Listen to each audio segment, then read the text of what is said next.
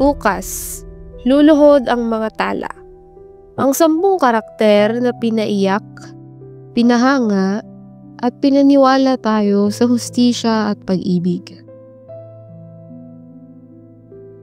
Ang bukas, luluhod ang mga tala ay isa sa mga pinaka-dramatikong pelikulang Pilipino na nag-iwan ng bakas sa puso ng maraming manonood sa loob ng maraming taon. Tampok dito ang kwento ng paghihiganti, pag-ibig, at pagtindig para sa sarili na naging dahilan upang mulit-muling balikan ang pelikulang ito ng mga tagahanga ng klasikong drama. Ang pelikula ay naging simbolo ng lakas, emosyon, at pagkamit ng hustisya. At ang mga karakter nito ang nagdala ng bigat at kagandahan ng kwentong hinangaan ng buong bansa. Si Rebecca, na ginampanan ni Sharon Cuneta. Ang matapang na babaeng dumaan sa hirap, kahihiyan, at sakit para makamit ang hustisya. 3 beses niyang pinatunayan ang husay sa mga eksenang puno ng pagdurusa, sa pagsabog ng galit, at sa pagtatagumpay na puno ng dignidad. Ramdam sa kanyang pag-arte ang bawat luha at bawat piraso ng kirot na dinanas ng kanyang karakter. Kinilala rin siyang mahusay na mga awit, kaya't mas naging iconic ang mga kantang bahagi ng pelikula. Sa kasalukuyan, isa siya sa pinakamalalaking pangalan sa industriya. Tunay na siyang reyna ng drama at kwento.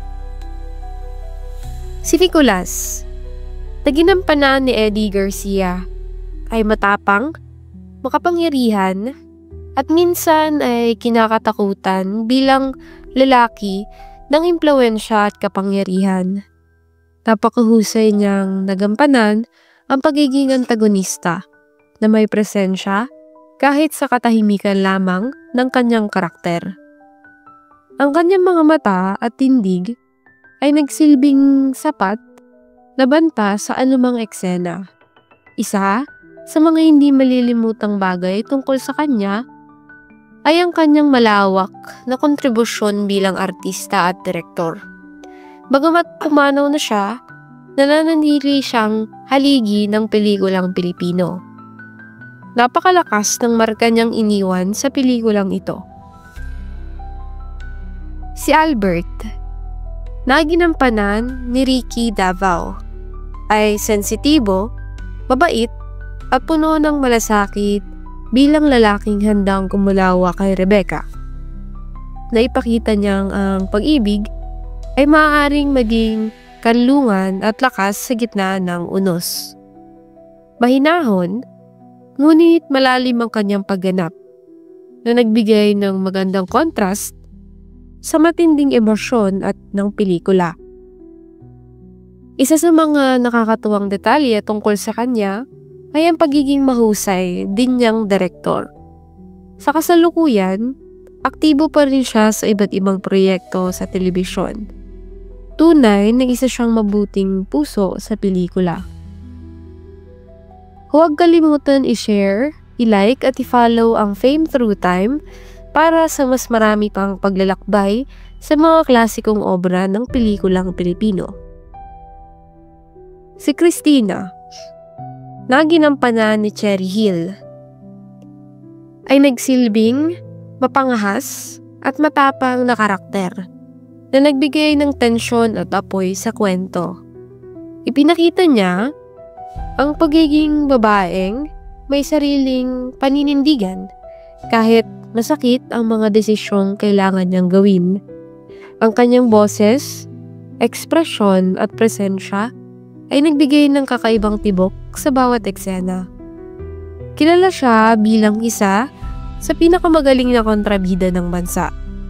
Bagamat pumanaw na siya, nananatili ang mga linyang hindi malilimutan mula sa kanyang karera. Siya ang apoy na nagbigay init sa pelikula. Si Manuel, na ginampanan ni Mario Montenegro ay isang lalaking may dignidad at malalim na damdamin sa likod ng kanyang katahimikan. Ipinakita niyang ang katahimikan ay maaaring maging mas malakas kaysa sigaw sa mga eksenang puno ng emosyon. Napaka-epektibo ng kanyang maturity at bigat sa pag-arte. Nakilala siya bilang isang matikas at respetadong aktor noong kanyang panahon. Sa kasalukuyan, kinikilala pa rin ang kanyang kontribusyon sa lumang sinema. Siya ang puso ng karunungan sa pelikula. Si Esther, na ginampanan ni Helen Gamboa, ay babaeng puno ng tapang at determinasyon. Sa gitna ng trahedya ng pamilya, ipinakita niya ang isang ina na handang lumaban sa kahit sinong sisira sa kanyang tahanan. Napakahusay niya sa pagpapakita ng galit, kirot, at pagmamahal na sabay-sabay na nararamdaman ng kanyang karakter. Isa sa mga bagay na hinahangaan ng marami ay ang kanyang estilo at elegansya noon at ngayon.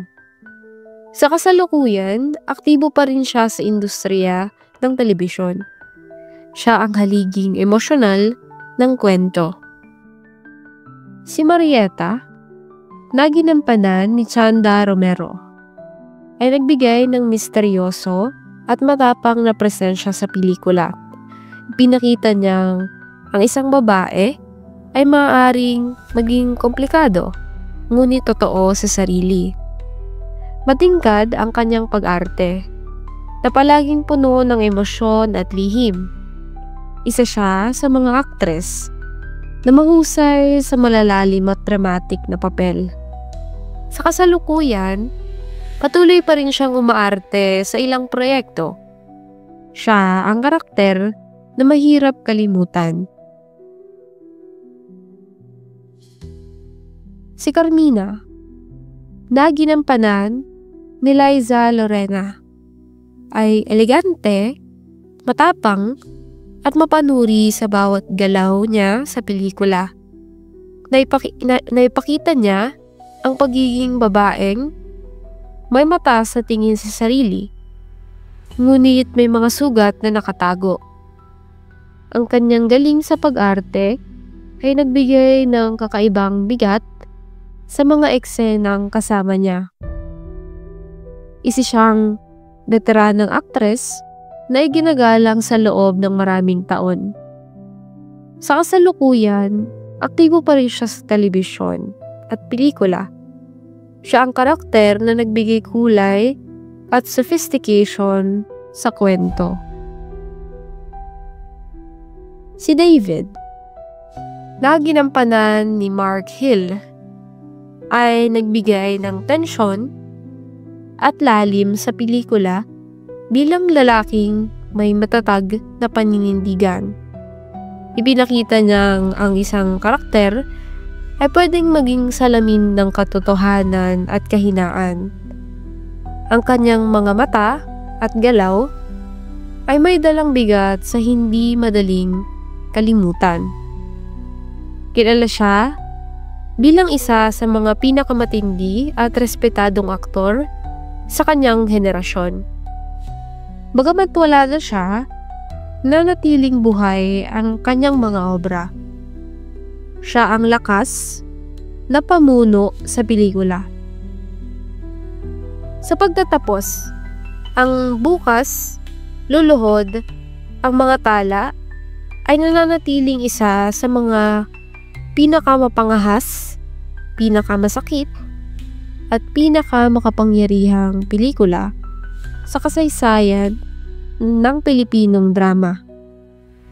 Ang bawat karakter ay nag-iwan ng marka, mga luhang bumagsak, sigaw ng damdamin, at kwentong hindi kailanman malilimutan.